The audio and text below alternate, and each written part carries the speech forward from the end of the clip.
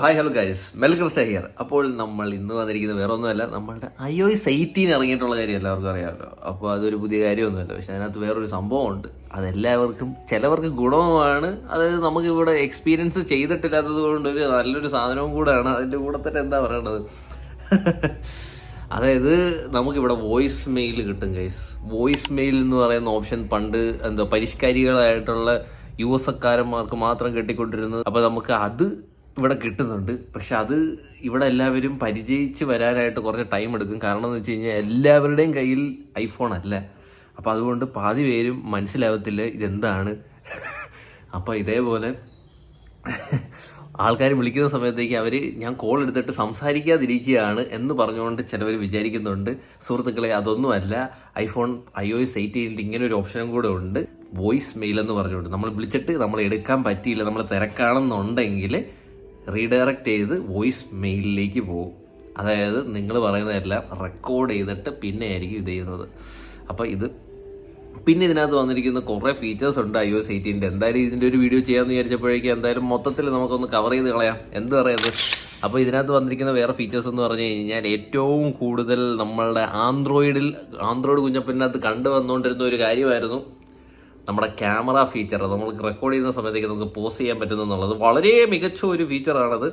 പിന്നെ ഉള്ളതാണ് കാൽക്കുലേറ്ററിനകത്ത് വന്നിട്ടുള്ളത്. പിന്നെ സൗണ്ട് റെക്കോർഡ് ചെയ്യാൻ പറ്റത്തില്ല ഇപ്പോഴും കോളിനകത്ത്, പഴയ ഫോൺസിനകത്ത്. ഞാൻ ഇന്നലെ ഭയങ്കരമായിട്ട് പേടിച്ചിട്ടാണ് സത്യം പറഞ്ഞ iOS 18 എൻ്റെ iPhone 14 ഞാൻ അപ്ഡേറ്റ് ചെയ്തേക്കുന്നത്. വലിയ പ്രശ്നങ്ങളൊന്നുമില്ല. എല്ലാവർക്കും ഒരു പ്രശ്നമാണ് അപ്ഡേറ്റ് ചെയ്യുന്ന സമയത്തേക്കും ഓരോന്ന് അടിച്ചു പോകുന്നത്. അതായത് ഐഫോണിൻ്റെ ഡിസ്പ്ലേ അടിച്ചു പോകുന്നത്, ഫോൺ ബ്രിക്ക് ആവുന്നത്, അങ്ങനെ പല പല പ്രശ്നങ്ങൾ. അത് നമുക്ക് മാക്സിമം അവോയ്ഡ് ചെയ്യാൻ പറ്റും. അവോയ്ഡ് ചെയ്യാൻ മാത്രമേ പറ്റത്തുള്ളൂ. പിന്നെ അല്ലാതെ വരുന്നതും വരാതിരിക്കുന്നതും ഒക്കെ നമ്മളുടെ എന്താ പറയേണ്ടത്, ഡിവൈസ് അനുസരിച്ചിരിക്കും, നമുക്കത് പറയാൻ പറ്റത്തില്ല. അപ്പോൾ മാക്സിമം നമുക്ക് റെഡ്യൂസ് ചെയ്യാൻ വേണ്ടിയിട്ട് നമ്മൾ എന്തായാലും നമ്മളുടെ ഫോൺ ചാർജിങ്ങിൽ തന്നെ ഒരു 80% എബോവ് ചാർജ് ഉള്ളപ്പോൾ മാത്രം ഫോൺ അപ്ഡേറ്റ് ചെയ്യുക. പിന്നെ ഫോൺ എപ്പോഴും ചാർജിൽ തന്നെ ആയിരിക്കണം, ഈ 80% മുകളിലാണെങ്കിൽ കൂടിയും. അപ്പോൾ മാക്സിമം അങ്ങനെ തന്നെ മെയിൻറ്റെയിൻ ചെയ്യുക. പിന്നെ 20% താഴെ ഉള്ള സമയത്തേക്ക് ഒരിക്കലും അപ്ഡേറ്റ് ചെയ്യാതിരിക്കുക. ഓക്കെ. ഇപ്പം മറ്റേ കൺട്രോൾ സെൻറ്ററിലാണെങ്കിലും കുറേ അപ്ഡേറ്റ്സും കാര്യങ്ങളൊക്കെ വന്നിട്ടുണ്ട്. നമുക്ക് എല്ലായിടത്തും അപ്പുറത്തും ഇപ്പുറത്തും ഒക്കെ ഇടാം. പിന്നെ നമ്മുടെ ഐക്കൺസ് നമുക്കെടുത്ത് ഓരോ സ്ഥലത്തോട്ടും മാറ്റിയിടാം. പിന്നെ നമ്മളുടെ വിഡ്ജറ്റ്സ് നമുക്ക് അവിടെ വെച്ച് തന്നെ വലുതാക്കി ചെറുതാക്കി വലിയ സ്ക്രീനൊക്കെ ആക്കി മാറ്റാൻ പറ്റും. പിന്നെ ഓരോ ആപ്പിനകത്ത് നമുക്ക് ഇൻഡിവിജ്വലായിട്ട് നമുക്ക് ആപ്പ് ലോക്ക് എന്ന് പറയുന്ന സാധനം വെച്ചിട്ടുണ്ട്. പിന്നെ ഉള്ളതെന്ന് പറഞ്ഞു കഴിഞ്ഞാൽ വേറെ ഒന്നുമില്ല, ചെറിയ തുക്കട സെറ്റിങ്സിനകത്തുള്ള കുറച്ച് മാറ്റങ്ങൾ നന്നായിട്ട് വന്നിട്ടുണ്ട്. എന്ന് പറഞ്ഞു കഴിഞ്ഞാൽ അതിൻ്റെ ലേഔട്ട്സിനകത്തും കാര്യങ്ങളിനകത്തും ഒക്കെ ഭയങ്കരമായിട്ട് മാറ്റങ്ങൾ വന്നിട്ടുണ്ട്. പിന്നെ ജനറൽ ഓപ്ഷൻ അതിനകത്തൊക്കെ കുറച്ച് വ്യത്യാസങ്ങളൊക്കെ വന്നു. ഓവറോൾ ഒരു ടോട്ടൽ ചേഞ്ച് അവർ പിടിക്കാൻ നോക്കിയിട്ടുണ്ടെങ്കിൽ കൂടിയും ഒരു പക്ക എന്താ പറയേണ്ടത്, മികച്ച ആൻഡ്രോയിഡിനെ വെല്ലുന്ന രീതിയിൽ ഐഫോണിൻ്റെ രീതിയിൽ ആൻഡ്രോയിഡിനെ കോപ്പിയടിക്കുന്ന രീതിയിൽ എത്തിച്ച് നല്ല രീതിയിലാക്കി വെച്ചിട്ടുണ്ട് ഒരു നല്ല രസത്തിൽ.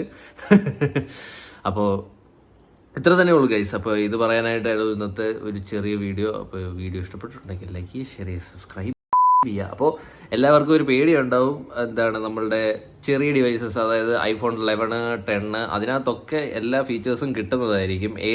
ആപ്പിൾ ഇൻ്റലിജൻസും പിന്നെന്താ പറയേണ്ടത്, കുറച്ച് ഫീച്ചേഴ്സൊന്നും ഇല്ലാതെ നമുക്ക് ഇതിനകത്ത് കിട്ടുന്നതായിരിക്കും.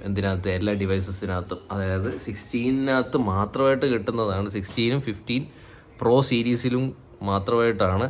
15 Pro തൊട്ടുള്ള എല്ലാ മോഡൽസിനുമാണ് ആപ്പിൾ ഇൻ്റലിജൻസ് എന്ന് പറയുന്ന സംഭവം ഉള്ളത്. അതാണെങ്കിൽ ഇപ്പോൾ 16 പോയി വാങ്ങിച്ചു കഴിഞ്ഞാൽ ഇപ്പോൾ കിട്ടത്തുമില്ല. എന്ത് പരിപാടി ഇവന്മാർ കാണിക്കുന്നത്. വേറൊരു കാര്യം, വോയിസ് മെയിലിനകത്ത് നമുക്ക് നമ്മുടേതായിട്ട് ഇഷ്ടമുള്ള വോയിസ് കമാൻഡ്സ് നമുക്ക് ആഡ് ചെയ്യാൻ പറ്റും. ഈ പെണ്ണുമ്പോൾ കിടന്ന് കുറേ നീട്ടി വലിച്ച് കുറേ ഡയലോഗ് പറയും. നമുക്ക് ഇഷ്ടമുള്ളത് നമുക്ക് ആഡ് ചെയ്യാൻ പറ്റും. അപ്പോൾ അങ്ങനെ ഒരു സംഭവം കൂടെ ഉണ്ട്. അത് നമ്മുടെ അതിനകത്ത് തന്നെ വോയിസ് മെയിൽ എടുത്തിട്ട് മുകളിലത്തെ ബട്ടണിൽ പോയിട്ട് അവിടെ റെക്കോർഡെന്നും പറഞ്ഞുകൊണ്ട് ഒരു സാധനമുണ്ട്. കസ്റ്റം ഞെക്കിയിട്ട് നമ്മൾ റെക്കോർഡ് ചെയ്യുക. എന്നിട്ട് നമ്മൾ എന്താണ് പറഞ്ഞതെന്നുള്ളത് നമുക്ക് അതിനകത്ത് കേൾക്കാനും പറ്റും. പ്രീമിയം ഫോൺ സെഗ്മെൻറ്റ്സിലുള്ള സാധനമാണ്. ഫ്ലാഗ്ഷിപ്പ് ഫോൺസാണ് വേറെ. പിന്നെ ഗെയിമേഴ്സിന് ഏറ്റവും കൂടുതൽ കൺസോൾ ഗെയിംസ് കളിക്കാൻ പറ്റും. 15 Pro തൊട്ട് കൺസോൾ ഗെയിംസ് എല്ലാത്തിനകത്തും കളിക്കാൻ പറ്റുന്നതാണ്. അതൊരു നല്ല കാര്യമായിട്ട് തോന്നുന്നുണ്ട്. പക്ഷേ നല്ല ആഫ്റ്റർ ഓൾ കൺസോൾ ഗെയിംസിനകത്ത് കിട്ടുന്ന അത്രയും ഒരു സംഭവം നമുക്ക് തോന്നത്തില്ല. ഒരു മൊബൈലിനകത്ത് കളിക്കുന്നതിൻ്റെ ഒരു ഫീൽ തന്നെ തോന്നും. കുറച്ചുകൂടെ ഒപ്റ്റിമൈസ് ചെയ്ത് കുറച്ചുകൂടെ കിടിലമായിട്ട് വരാനുണ്ട്. After all we can play. അതായത് ഒരു വലിയ സ്ക്രീൻ കളിച്ചുകൊണ്ടിരിക്കുന്നത് നമ്മളിപ്പോൾ ഓൺ ദ ഗോ നമുക്ക് കളിക്കണം, ബോറടിക്കുന്നുണ്ടെങ്കിൽ നമുക്ക് കളിക്കാം.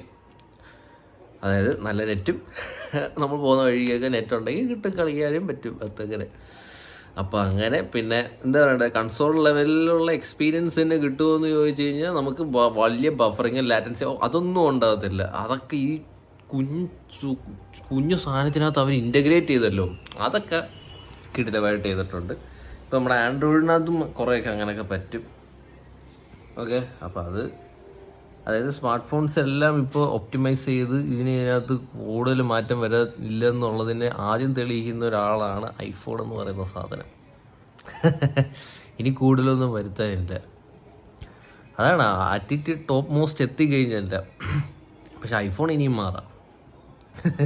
ബാക്കിയെല്ലാം എത്തിച്ച് എന്നുള്ള രീതിക്ക് തോന്നിച്ചത് ഇവരാണ്. പക്ഷെ ഇവരുടെ ടോപ്പ് ഇതുവരെയായിട്ട് എത്തിയിട്ടില്ല, അത് വേറെ കാര്യം. പണ്ട് നമ്മൾ എന്താ പറയുക, ഐഫോൺ എടുക്കുന്നത് വേസ്റ്റ് ആണെന്ന് പറയാമായിരുന്നു. ഇപ്പോൾ നമ്മൾ ഐഫോണിലേക്ക് കയറുവാണെങ്കിൽ 16 എടുക്കുകയാണെങ്കിൽ, ഇപ്പോൾ ഐഫോൺ ഇതുവരെയായിട്ട് ഓൺ ചെയ്യാത്ത ഒരാൾ ഐഫോൺ 16 എടുക്കുകയാണെങ്കിൽ കിടിലം, ബെസ്റ്റ്, കിടിലം. അവർ രക്ഷപ്പെട്ട് ഇതുവരെയായിട്ട് യൂസ് ചെയ്യാത്തത് കൊണ്ട് അവരാണ് ലെജൻസ്. സത്യമായിട്ട് നിങ്ങൾ ഇതുവരെയായിട്ട് ഐഫോൺ യൂസ് ചെയ്തിട്ടില്ല എന്നുണ്ടെങ്കിൽ ഇപ്പോൾ 16 ഇറങ്ങത്തില്ലേ, അതും ഒക്ടോബറിൽ ഇറങ്ങും. ഒക്ടോബർ നവംബർ ആ ഒരു ടൈമിൽ എടുക്കുക. അപ്പോൾ കുറച്ചുകൂടെ പൈസ ചിലപ്പോൾ കുറഞ്ഞാലായി. അല്ലെങ്കിൽ അപ്പോൾ എന്താ പറയുക, ഒക്ടോബറിലല്ലേ ബിഗ് ബില്ലിനൊക്കെ വരുന്നത്. നോക്ക്, നൈസിന് ചൂണ്ടാം. അപ്പോൾ ഇത്രയേ ഉള്ളൂ ഗൈസ്. എല്ലാവർക്കും ഇഷ്ടപ്പെട്ടെന്ന് വിചാരിക്കുന്നു. Bye bye. എൻ്റെ തൊണ്ട വയ്യ, തണുത്ത് ഓണപ്പരിപാടിക്ക് മീൻസ് എന്ന് പറഞ്ഞാൽ തൊണ്ട കീറിയും അല്ലാതെ എന്താ പറയുക, തണുപ്പൊക്കെ അടിച്ച് പോയി. അപ്പോൾ ബൈ ഗൈസ്.